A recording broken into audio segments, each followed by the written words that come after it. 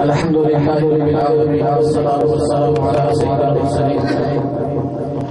أما بعد فأعوذ بالله من الشيطان الرجيم. بسم الله الرحمن الرحيم. الصلاة والسلام عليك يا رسول الله وعلى آلك وأصحابك يا حبيب الله.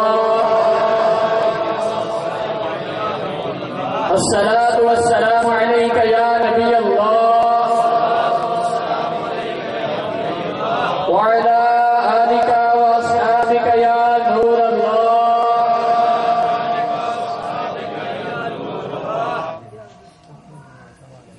جب بھی کبھی درس یا بیان سننے کا موقع ملے تو نہایت ہی توجہ کے ساتھ نگاہیں جھکا کر سننا چاہیے کہ لاپرواہی کے ساتھ ادھر ادھر دیکھتے ہوئے بدن یا لباس وغیرہ کو سہلاتے ہوئے سننے سے اس کی برکتیں ظاہر ہونے کا اندیشہ ہے. فرمان مصطفیٰ صلی اللہ علیہ وسلم ہے کہ جو کوئی مجھ پر 500 مرتبہ درود پڑے گا وہ کبھی محتاج نہیں رہے گا. تو آج روزی میں برکت کے لیے نسخہ ڈھونڈتے ہیں، کہیں سے کوئی تعویذ مل جائے، کہیں سے کوئی وظیفہ مل جائے. تو اللہ کے محبوب صلی اللہ علیہ وسلم نے یہ روزی میں برکت کا بہترین نسخہ ہمیں بتا دیا کہ روزانہ 500 مرتبہ درود پاک پڑھنے کا معمول بنا رہے ہیں. انشاءاللہ عز و جل اس کی برکت سے تنگ دستی دور ہوگی اور خیر و برکتوں کا نزول ہوگا. میٹھے میٹھے سامع بھائیوں اور بزرگوں، ہم یہاں پر عباس بھائی کی شادی خانہ آبادی کے سلسلہ میں یہاں محفل اجتماعی ذکر و نعت میں سب جمع ہیں. تو عباس بھائی کی خوش نصیبی کہ ان کو اس پرفتن دور میں شادی جیسے خوشی کے موقع پر اجتماعی ذکر و نعت منعقد کرنے کی توفیق ملی، ورنہ آپ کے سامنے شادیوں میں کیا کچھ نہیں ہوتا. لوگ سمجھتے ہیں کہ شادی کے موقع پر سارا کچھ جائز ہوتا ہے، یہ خوشی کا موقع ہے، ایسے موقع پر بھی اس طرح خوشی کا اظہار نہ کریں تو پھر کیسے کریں گے؟ تو خوشی کا اظہار ہمیں اللہ اور اس کے رسول عز و جل صلی اللہ علیہ وسلم کے حکم کے مطابق کرنا چاہیے. ہمارے اسلاف کو جب خوشی ملتی تھی تو وہ کس طرح بھلا کیا کرتے تھے کہ وہ شکرانے کے نفل پڑھا کرتے تھے، اللہ کی بارگاہ میں شکر کیا کرتے تھے، یا اللہ تیرا شکر ہے، اور شکرانے کے لیے 2 گانا پڑھا کرتے تھے. تو آج کا مسلمان خوشی کے موقع پر گانے باجے اور الٹے قسم کے فنکشن سجا کر سمجھتا ہے کہ میں خوشی کر رہا ہوں، حالانکہ اس طرح کی حرکتیں کر کے اللہ اور اس کے رسول عز و جل صلی اللہ علیہ وسلم کو ناراض کر دیتا ہے. آج بھی شمار گھروں میں آپ کے سامنے شادیاں ہوتی ہیں، ذرا سروے کر کے دیکھ لیں کہ کتنی شادیاں خانہ آبادیاں رہتی ہیں. تھوڑے دنوں کے بعد لڑائی جھگڑا شروع ہو جاتا ہے اور طلاقوں تک نوبتیں آ جاتی ہیں. کئی حکیموں کے پاس، طبیبوں کے پاس چل پھرتے ہیں کہ اب اولاد نہیں ہو رہی. کئیوں کو قرضہ اتارنے کی فکر لگ جاتی ہے، جس کی وجہ سے گھر کا امن سکون تباہ ہو جاتا ہے. تو اس کی وجہ کیا ہوتی ہے کہ شادیوں میں جو گناہ کیے ہوتے ہیں ان کی سزا مل رہی ہوتی ہے، اور شیطان ہمیں اس طرف آنے بھی نہیں دیتا کہ ہمیں اپنے گناہوں کا احساس ہی ہو جائے. تو میٹھے میٹھے اسلامی بھائیوں، یاد رکھیں کہ حدیث پاک ہے جس کا مفہوم ہے کہ جو خوشی کے موقع پر گانا باجا اور غمی کے موقع پر لوہے اپنائے، ان دونوں آوازوں پر اللہ اور اس کے رسول کی لعنت ہے. تو آج لوگ سمجھتے ہیں کہ یہ میوزک چلا کر غلط قسم کے فنکشن منعقد کر کے ہم خوشی کا اظہار کر رہے ہیں، تو یہ اللہ اور اس کے رسول کو ناراض کرنے والا کام ہے۔ تو میٹھے میٹھے اسلامی بھائیوں، ہمیں چاہیے کہ ہم اپنا ہر کام، جو بھی ہم کام کریں، اللہ تعالیٰ اور اس کے پیارے حبیب صلی اللہ علیہ وسلم کے بتائے ہوئے طریقے کے مطابق ہی کریں۔ یہ شادی جیسی عظیم سنت جس کے لیے سارے نوجوان بڑے بے تاب ہوتے ہیں، جلدی میری شادی ہو جائے، کیونکہ شادی کی محفل ہے، تو اسی کے متعلق چند باتیں تاکہ ہمیں پتا چلے کہ شادی میں کیا کرنا چاہیے، کیا نہیں کرنا چاہیے۔ کہ شادی کے موقع پر پہلے نمبر پر تو جب وہ منگنی ہوتی ہے، تو منگنی جو ہے اس پر ہی ہم امیر گھرانوں میں اس طرح کے منظر نظر آتے ہیں کہ دونوں خاندانوں کے سارے افراد جمع ہوتے ہیں اور لڑکا لڑکی کو سامنے بٹھا کر لڑکے کو کہتے ہیں لڑکی کے ہاتھ میں انگوٹھی پہناؤ۔ ابھی ان کا نکاح نہیں ہوا، ابھی یہ نامحرم ہے، اور گھر کے سرپرست ان دونوں نامحرم لڑکی لڑکے کو سامنے بٹھا کر اللہ اور اس کے رسول کی نافرمانی کروا رہے ہیں کہ غیر لڑکی کو غیر لڑکا انگوٹھے پہنا رہا ہے۔ یہ شادی ہوگی تو پھر دونوں محرم بنیں گے، پھر ایک دوسرے کو چھو سکیں گے، مگر یہ گھروں کے سرپرست اپنی موجودگی میں پہلے نمبر پر یہ گناہ کرواتے ہیں۔ پھر اس کے بعد سلسلہ شروع ہوتا ہے، ہم منگنی پر دولہے کو سونے کی انگوٹھی بھی پہنائی جاتی ہے۔ یہ بھی بڑی پکی رسم بن چکی ہے۔ اگر کوئی لڑکی والے نانا پہنائیں تو دولہے میاں ناراض ہو جاتے ہیں، گھر والے طرح طرح کی باتیں کرتے ہیں۔ تو اس کے بارے میں بھی سن لیجیے کہ مسلمان مرد کے لیے سونے کے کوئی بھی زیورات پہننا، بلکہ کسی بھی دھات کا کوئی انگوٹھی، کوئی چھلا، چاہے سونے کا، چاندی یا پیتل کا، سلور کا، کسی طرح کا بھی ہو، مرد کے لیے پہننا حرام ہے۔ ہاں، صرف چاندی کی انگوٹھی 4.5 ماشے سے کم اس کا وزن ہو اور 1 نگ ہو اس میں، یہ صرف مرد پہن سکتا ہے۔ اس کے علاوہ ہر طرح کی دھات اور سونے کی انگوٹھیاں، چھلے، لاکٹ، کڑے، یہ مرد کو پہننا حرام ہے اور یہ جہنمیوں کا زیور کہا گیا۔ آج شادی شروع ہوئی، منگنی کے موقع پر ہی یہ حرام رسم بڑی پابندی کے ساتھ اپنا لی۔ پھر اس کے بعد جب وہ مہندی کا سلسلہ ہوتا ہے تو آپ سب نے منظر دیکھے ہوں گے کہ ہمارے گھر کی نوجوان لڑکیاں، ہماری مائیں، ہماری بہنیں، ہماری بہویں، بیٹیاں اس طرح کا لباس پہننا ہوتا ہے اور ننگے سر گلیوں میں ناچتی ہوئی گاتی ہوئی جاتی ہیں، اور گھر کے سرپرست ساتھ کی کر کے ہنس رہے ہوتے ہیں، میری بیٹی کتنی اچھی لگ رہی ہے ناچتے ہوئے، گاتی ہوئی کتنی اچھی لگ رہی ہے۔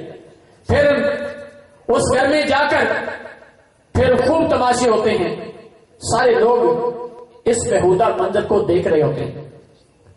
تو یہ مسلمانوں کا کام نہیں، یہ رسم بھی ہندوؤں سے لی۔ تو میٹھے میٹھے اسلامی بھائیوں، ہمیں غور کرنا چاہیے کہ ہم شادی ابھی ہوئی نہیں، شادی سے پہلے اتنے گناہوں کے انبار لگا رہے ہیں، تو پھر بعد میں کہتے ہیں پتہ نہیں کیا ہو گیا، ہمارے گھر سے لڑائی نہیں ختم ہوتی، ہمارے گھر میں برکت نہیں ہوئی، ہمارے گھر میں اختلافات شروع ہو گئے۔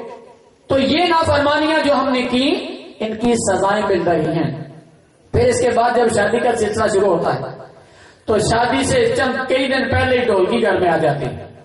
تو آج لوگ شادی کے گھر میں ڈھولکی نہ بجے تو طرح طرح کی ان کو باتیں کہتے ہیں۔ دعوت اسلامی کے ماحول میں الحمدللہ یہ سب نہیں ہوتا، تو لوگ طرح طرح کی باتیں کرتے ہیں، مجبور کرتے ہیں، لاؤ پتہ کیسے چلے گا کہ یہ شادی کا گھر ہے؟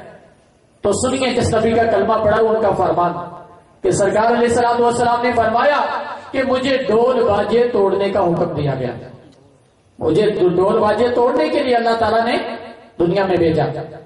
تو ہم کہتے ہیں کہ شادی ڈھول کے بغیر ہو نہیں سکتی، بینڈ باجا اگر نہ بجے تو کیسے پتا چلے گا کہ یہ شادی ہے؟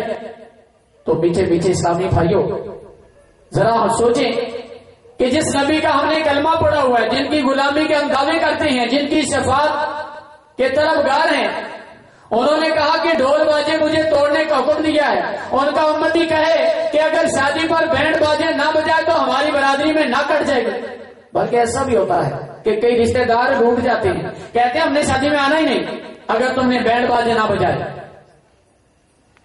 تو ہمیں کیا کس کو راضی رکھنا اور اس کے رسول کو؟ یہ روٹتے ہیں تو روٹ جائیں، اللہ اور اس کے رسول روٹ گئے تو دنیا میں بھی ذلت اور آخرت میں شدید قسم کا عذاب ہوگا۔ تو بینڈ باجے پر بھی جو پیسہ خرچ ہوتا ہے، اس پیسے کا بھی قیامت کے دن حساب دینا پڑے گا، کیونکہ اللہ تعالیٰ فرماتا ہے ثم لتسألن یومئذ عن النعیم، اس دن تم سے نعمتوں کے بارے میں پوچھ گچھ ہوگی۔ یہ جو ہم فضول غلط رستوں میں پیسہ ضائع کر رہے ہیں، قیامت کے دن ایک ایک پائی کا حساب دینا پڑے گا۔ پھر آتش بازی کو بھی ایسا پکا پکڑ لیا کہ اس کو بھی چھوڑنے کو دل نہیں کرتا۔ اس کو بھی سنیے کہ آتش بازی کا موجد کون ہے۔ جب حضرت ابراہیم علیہ السلام کو معاذ اللہ نمرود نے آگ میں جلانے کی کوشش کی تو آگ گلزار بن گئی، تو اس ذلیل نے اپنے حواریوں سے کہا کہ آگ کے انار بھرو اور پھر ان لکڑیوں پر ڈالو تاکہ ان کی وجہ سے آگ لگے اور معاذ اللہ کے نبی جل جائیں۔ تو آتش بازی کا موجد جو ہے یہ نمرود ہے، کافر، جس نے خدائی کا دعویٰ کیا تھا۔ اور ہندو ہولی دیوالی پر یہ آتش بازی چلاتے ہیں۔ آج مسلمانوں کا کون سا گھر ہے کہ جس میں آتش بازی نہیں کی جاتی؟ اور پھر اس کے نقصانات بھی نظر آ جاتے ہیں کہ کئی باراتیں ساری کی ساری تباہ بھی ہو جاتی ہیں، بسوں میں جا رہی ہیں، وہ پٹاخے بھی بیچ میں کوئی ایسا ایک پٹاخہ پھوٹا ساری بس کے سارے جل کر راکھ ہو گئے، ایسے منظر بھی نظر آ جاتے ہیں۔ اور پھر ساری رات لوگوں کی نیند تباہ کی جاتی ہے، چھوٹے چھوٹے بچے ڈر کر جاگ جاتے ہیں، کئی مریضوں کو تکلیف ہوتی ہے، کئی پڑھنے والوں کو، کئی عبادت کرنے والوں کو ہم تنگ کر کے ہم سمجھتے ہیں ہم خوشی کر رہے ہیں۔ تو ان لوگوں کی بد دعائیں لے کر یہ شادی خانہ آبادی کیسے ہوگی؟ تو یہ رسم بھی غلط ہے، اور اس پر بھی جتنے پیسے خرچ کیے قیامت کے دن ایک ایک پائی کا حساب دینا پڑے گا۔ تو میٹھے میٹھے اسلامی بھائی، پھر اس کے بعد اب تو وہ ڈبہ سسٹم آ گیا کہ بیٹھے بیٹھے ہو جاتا ہے، تو کھڑے ہو کر بھی امیر گھرانے جو ہے وہ کھڑے کھڑے کھانے کا انتظام کرتے ہیں۔ تو یاد رکھیں کھڑے ہو کر کھانا یہ مسلمان کا طریقہ نہیں ہے، مسلمان کا طریقہ ہے بیٹھ کر کھانا۔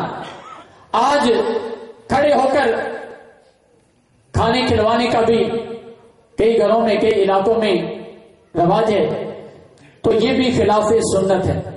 یہ تو چند میں نے آپ کو پوائنٹ بتائے کہ جو ہم شادی پر کرتے ہیں یہ خلاف اسلام ہیں، شریعت کے خلاف ہیں، یہ اللہ اور اس کے رسول کی خلاف ورزی ہیں۔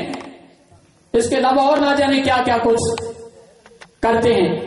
تو میٹھے میٹھے اسلامی بھائیوں، اگر ہم چاہتے ہیں کہ ہمارے گھروں میں شادی خانہ آبادی ہو، اس جوڑے سے جو اولاد پیدا ہو وہ فرما بردار ہو، تو پھر ہمیں شریعت و سنت کے مطابق اس سنت کو ادا کرنا ہوگا۔ اگر ہم نے شریعت و سنت کی پاسداری نہ کی، اللہ اور اس کے رسول کے احکامات کو ایک طرف چھوڑ دیا اور ہندوؤں کے رسم و رواج کے مطابق اس کو کیا، تو پھر نقصان ہی نقصان ہے۔ سنیے کہ عبرت کے لیے کوئی ایسے واقعات ہو جاتے ہیں کہ کئی لوگوں کو ان سے عبرت ہو جاتی ہے۔ ایک گھر میں شادی کا فنکشن ہو رہا تھا، صبح بارات جانی تھی، سارے گھر کے لوگ جو ہیں جمع ہو کر، خاندان کے سارے لوگ جمع ہو کر وہ لڑکے کو تیل لگا رہے تھے، یعنی جو اس وقت یہ محفل ہو رہی ہے صبح بارات ہے، صبح بارات ہے کہ بعد میں صبح، تو اسی طرح رات کو فنکشن ہو رہا تھا گانے باجے کا، تو ساری گھر کی لڑکیاں بہو بیٹیاں ساری ناچ رہی تھی، گھر کے سرپرست سب دیکھ رہے تھے تماشا۔ دولہا میاں اپنی ماں کے پاس آیا، ماں آج میری شادی کی رات ہے، صبح میں نے دلہن لینے جانا ہے، بارات لے کر جانی ہے، ماں میری خوشی کا موقع ہے، ماں تو بھی ناچ۔ ماں نے کہا بیٹا کہاں مجھے بڑھاپے میں نچائے گا، یہ چوکریوں کا کام ہے، یعنی یہ سمجھ رکھا ہے کہ یہ لڑکیوں کا کام ہے، نوجوان ہماری بہو بیٹیاں جو ہیں یہ ناچیں۔ وہ عورت کہنے لگی کہ یہ چوکریوں کا کام ہے، مجھے کہاں بڑھاپے میں نچائے گا۔ لڑکے نے کہا نہیں ماں، میری شادی ہے، میری خوشی ہے، تو بھی ناچ۔ اس نے اپنی ماں کو پکڑا اور اس رنگ میں اتار دیا. ادھر میوزک چل رہا تھا. اس مائی نے بھی بھونڈے پن کا مظاہرہ شروع کر دیا. جیسے بھی ہاتھ پاؤں مارتی ہوئی یہ بھی ناچنے لگی. اور اسی طرح ساری رات ناچ گانے کا سلسلہ رہا. پھر جب سارے لوگ تھک ہار کر سو گئے تو صبح جب دولہا میاں کو تیار کرنے کے لیے جگانے کے لیے دروازہ کھٹکھٹایا تو دروازہ نہیں کھلا. پھر کھٹکھٹایا پھر نہیں کھلا. جب دروازہ توڑ کر اندر داخل ہوئے تو دولہا میاں اس دنیا سے جا چکے تھے. تو یہ بد نصیب دولہا مرا بھی تو اپنی ماں کو نچوا کر مرا. مسلمان تھا, اللہ تعالیٰ اس کی مغفرت کرے. تو اس طرح کے مناظر دیکھنے میں نظر آ جاتے ہیں, سننے میں. تو میٹھے میٹھے اسلامی بھائیوں, اللہ نہ کرے کہ ہمارے ساتھ بھی ایسا ہو جائے تو اچھی موت آنی چاہیے. کاش ایسا ہوتا کہ وہ بھی اسی طرح اجتماعی ذکر و نعت منعقد کر کے سوتا. اگر اس کی موت بھی آتی تو لوگ اچھی طرح یاد کرتے. میں عبرت کے لیے اس کا واقعہ آپ کو نہ سناتا. تو محفل جو ہے اس سے دنیا میں بھی برکتیں ہیں, بعد میں بھی قبر و آخرت میں بھی انشاءاللہ اس کی برکتیں ہی برکتیں ہیں. تو میٹھے میٹھے اسلامی بھائیوں, یاد رکھیں پیارے آقا صلی اللہ علیہ وسلم نے فرمایا کہ جس نے میری سنت پر عمل کیا اس نے مجھ سے محبت کی, اور جس نے مجھ سے محبت کی وہ جنت میں میرے ساتھ ہوگا. یہ ساری غلط رسم و رواج چھوڑ کر تو دیکھیں. یہ آج بے شمار گھروں کے نوجوان لڑکے لڑکیاں اس انتظار میں بیٹھے ہیں کہ ہمیں کوئی اچھا رشتہ مل جائے. تو کیا ہوتا ہے کہ امیر گھرانہ ڈھونڈتے ہیں کہ جہاں پر اس طرح امیر گھرانہ ڈھونڈتے ڈھونڈتے بیچاروں کی عمریں جو ہیں وہ شادی کے قابل نہیں رہتی, عمریں بڑھ جاتی ہیں.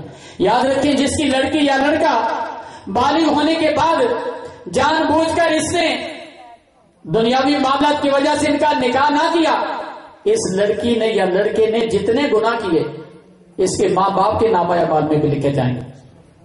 تو آج ہم اس کی طرف توجہ نہیں کرتے. یاد رکھیں جب لڑکی یا لڑکا بالغ ہو جائے تو اس کی فوراً نکاح کر دینا چاہیے.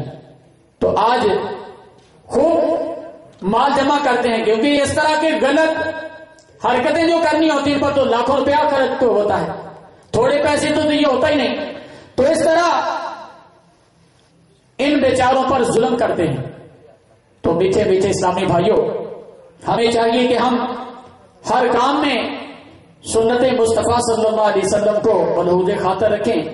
میٹھے میٹھے اسلامی بھائیوں, الحمدللہ جو کوئی اس پرفتن دور میں دعوت اسلامی کے مہکے خوشگوار ماحول کے ساتھ وابستہ ہو جاتا ہے, پھر اس کو شادی کے موقع پر اس طرح اجتماعی ذکر و نعت کرتے ہوئے شرم نہیں آتی.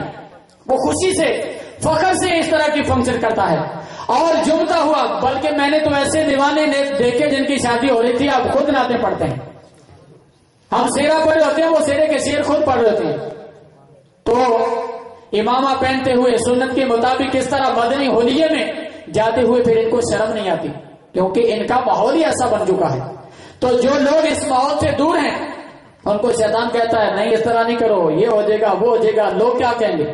تو میٹھے میٹھے سمی بھائیوں, ایک تو ہمیں یہ لوگ لے بیٹھے کہ جو بھی ہم کام کرتے ہیں اس میں اللہ اور اس کے رسول کی طرف نہیں دیکھتے کہ اللہ اور اس کو رسول کیا کہے گا. فوراً ہر کام میں ہوتا ہے کہ لوگ کیا کہیں گے. ان لوگوں نے کچھ بھی نہیں دینا, لوگوں کی خاطر اتنے بڑے گناہ کر جاتے ہیں.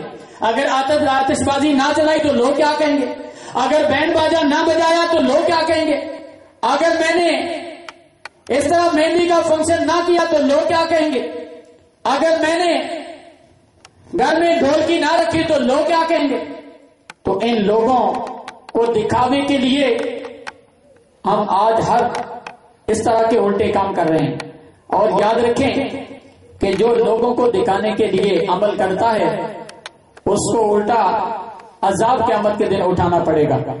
تو یہ شادی جیسی عظیم سنت جو ہے اسے یہ بہت ہی آسان ہے. الحمدللہ یہ دعوت اسلامی کے ماحول میں بے شمار اسلامی بھائیوں کے ماحول میں شادیاں ہوں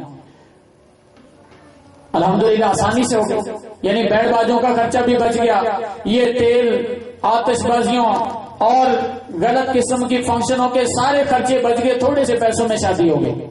تو میٹھے میٹھے اسلامی بھائیوں آپ اس ماحول کے ساتھ وابستہ ہو جائیں. آج سارے رونا روتے ہیں کہ مہنگائی بڑھ گئی مہنگائی بڑھ گئی. تو مہنگائی اس طرح تو نہیں ختم ہوگی جب ہم شادیوں پر لاکھوں روپیہ یوں ہی ضائع کریں اور پھر کہیں مہنگائی بڑھ گئی مہنگائی کا کیا اس طرح ختم ہوگی. مہنگائی تو اس وقت ختم ہوگی جب ہم اپنے خرچے کنٹرول کریں, جب ہم فضول رسموں میں پیسہ خرچ کرنے سے بچائیں. یہ عورتوں کا بڑا کیا کام ہے شادی میں کہ گھر کے چند افراد لڑکے کو لیں اور جا کر نکاح کر کے بیٹی کو لے آئیں. یہ گھر کی خواتین جن کو ہم بلکہ کئی مذہبی گھرانوں میں بھی دیکھا گیا کہ مذہبی گھرانے بھی جب بارات جانی ہوتی ہے تو گھر کی خواتین کو کھلی چھٹی دے دیتے ہیں کہ وہ ان کے بعد جو لباس ہوتے ہیں وہ اگر کوئی شرم والا دیکھے تو شرم سے پانی پانی ہو جاتا ہے. تو میٹھے میٹھے اسلامی بھائیوں یہ شادیوں میں زیادہ تر جو اخراجات ہمیں خرچے کرواتی ہیں نا عورتیں کرواتی ہیں. یہ آپ کا سوٹ زیادہ سے زیادہ 700-800 روپے میں 1000 میں اگر مہنگا ہوگا تو 1000 میں مل جائے گا. تو عورتوں کے سوٹ کتنے کتنے کے ملتے ہیں 3-3 ہزار کے 5-5 ہزار کے 10-10 ہزار کے. امیر گھرانوں میں تو اس سے بھی آگے جاتے ہیں. اور پھر انہوں نے تیل پر ایک پہننا ہوتا ہے, بارات میں اور پہننا ہوتا ہے, ولیمے میں اور پہننا ہوتا ہے. تو اس طرح یہ سارے خرچے تو یہ کرواتی ہیں. تو یاد رکھیں اس طرح ہم ان کو نمائش کر کے دوسرے لوگوں کو دکھاتے ہیں تو یاد رکھیں اس طرح گناہ گار بھی ہوتے ہیں. تو اپنے گھر کی عورتوں کو چھپانا چاہیے کہ ننگی کر کے بازار میں پھینک دینا چاہیے.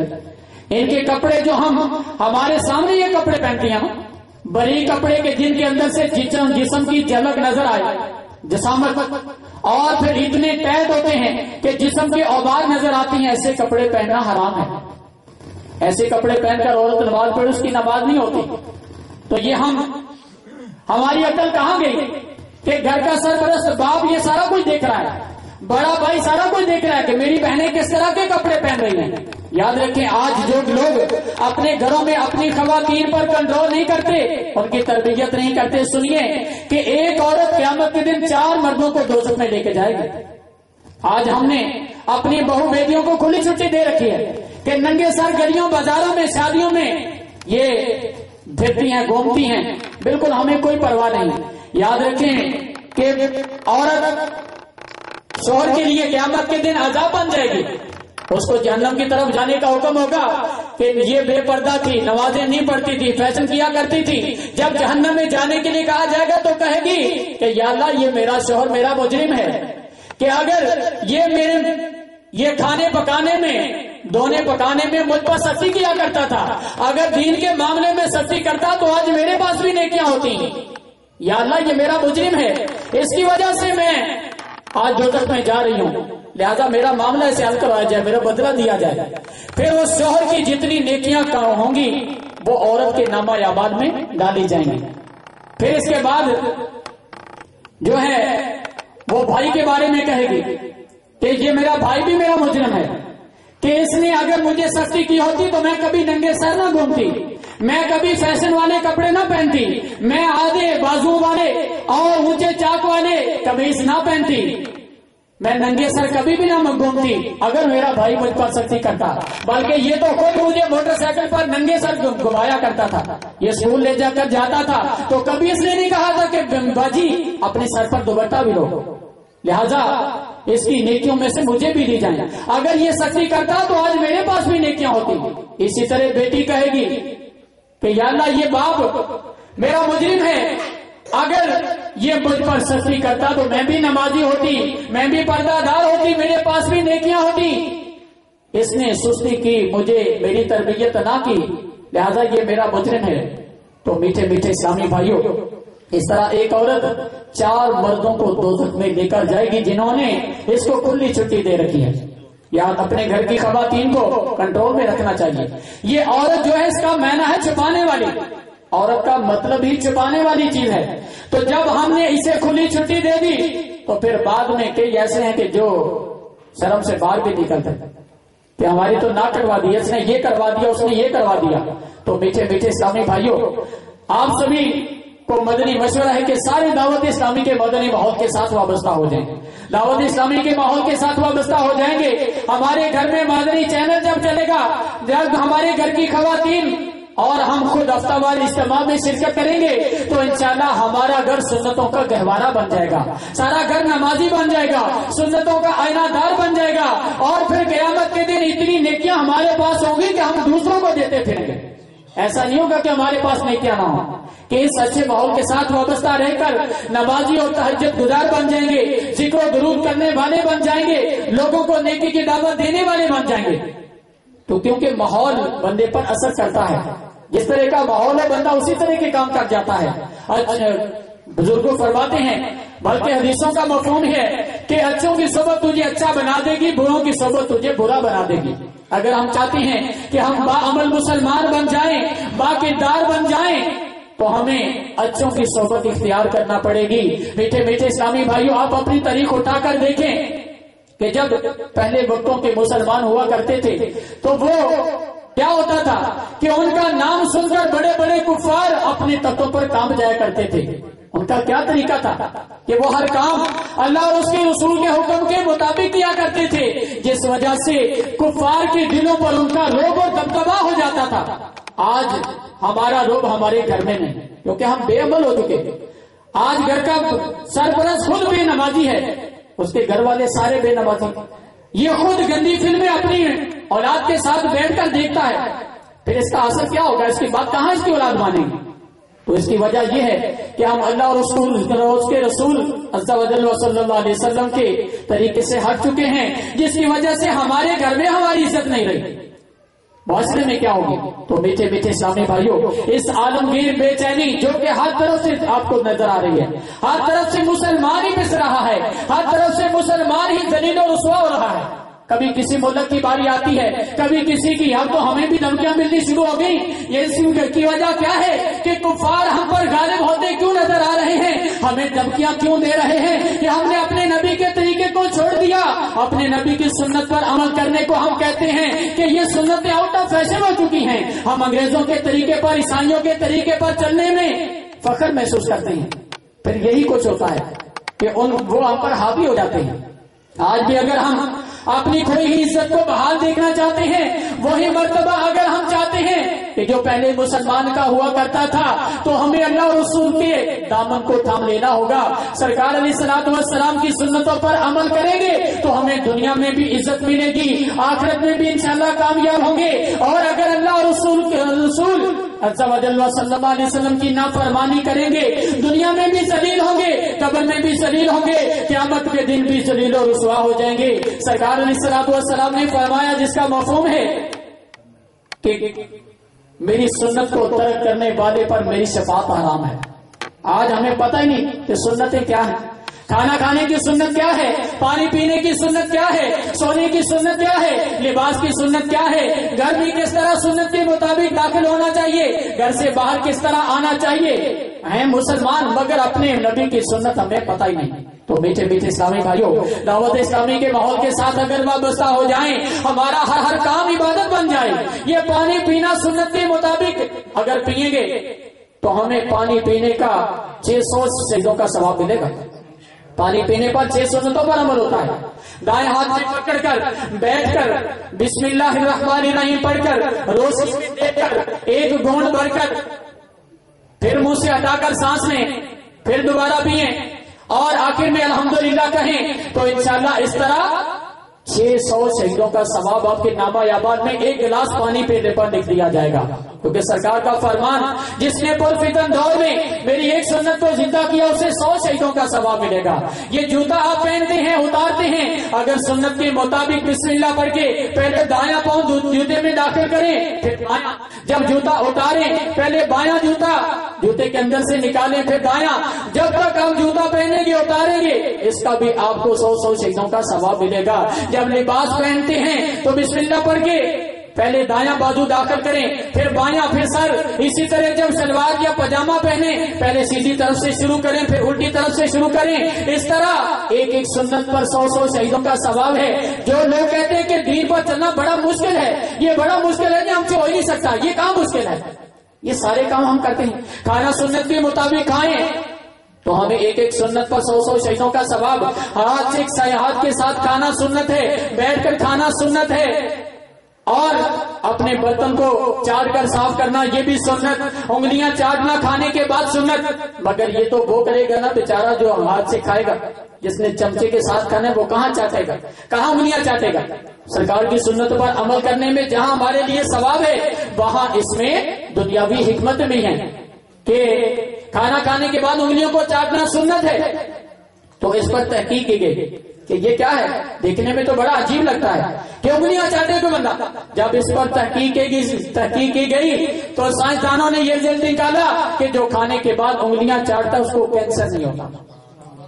آج جوڑوں کے دردوں کی بیماری میں بے شمار مبتلا ہے، نوجوان بھی کہتے ہیں تھوڑا سا چلتا ہوں تھک جاتا ہوں، کندھے درد کرتے ہیں، کمر درد کرتی ہے، گھٹنے درد کرتے ہیں، اور بوڑھوں کو تو اکثریت کو جوڑوں کے دردوں ان کی بیماری لے ڈوبی کہ ہر دوسرا بوڑھا جوڑوں کی بیماری میں مبتلا ہے۔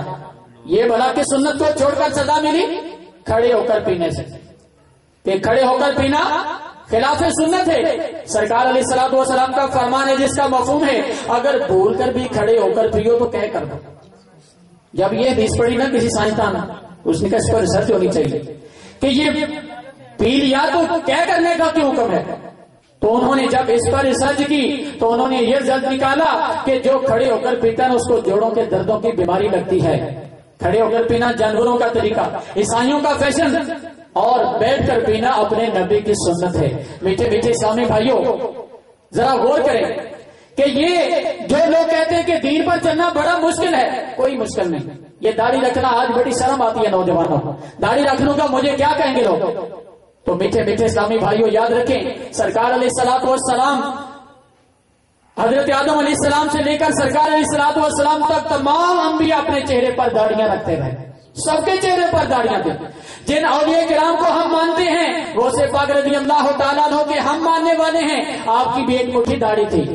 داتا صاحب رحمت اللہ علیہ کے مدار پر حاجتیں پوری کروانے کے لیے جاتے ہیں، ان کی بھی ایک مٹھی داڑھی تھی۔ اے سلطان باہو کے مریدوں ان کی بھی ایک مٹھی داڑھی تھی۔ خواجہ معین الدین چشتی رحمت اللہ تعالیٰ علیہ وہ بھی ایک مٹھی داڑھی والے تھے۔ ان سب کے سروں پر امامے کے تاج بھی ہوا کرتے تھے، یہ سنت کے مطابق سفید لباس پہنا کرتے تھے۔ آج کئی لوگوں کو پتا ہے شاید یہ دعوت اسلامی والوں نے نیا فیشن نکال لیا، پہلے تو نہیں دیکھا تھا، کئی بوڑھوں سے سننے کو بھی ملتا ہے وہ اتنی عمر ہو چکی ہم نے تو کبھی دیکھا ہی نہیں تھا، یہ سبز پگڑیاں تم نے کہاں سے نکال لی؟ تو میٹھے میٹھے اسلامی بھائیوں یہ سارا کچھ اگر تاریخ پڑھیں تو یہ سارا کچھ ہمارے اسلام میں ہے۔ تو تمام صحابہ کرام کے سروں پر امامے ہوا کرتے تھے، تمام اولیاء کرام کے سروں پر امامے کے تاج ہوا کرتے تھے۔ اور اس کے بارے میں بھی سنیے کہ سرکار علیہ الصلوۃ والسلام نے فرمایا کہ یہ عرب کے تاج ہیں، جب یہ اپنے سر سے یہ اتار دیں گے تو اپنی عزت اتار دیں گے۔ دیکھیں کہ آج عربوں کا پوری دنیا میں روب دبدبہ ہونا چاہیے تھا، آج ان کے پاس کب سے امریکہ بیٹھا ہوا ان کے تیل کے کنووں پر قبضہ کر کے کہ ان کا جو روب دبدبہ تھا ختم ہو گیا، انہوں نے وہ امامہ اتار کے وہ کڑا پہن لیا۔ یہ پتہ نہیں کس کا طریقہ ہے، سنت نہیں ہے۔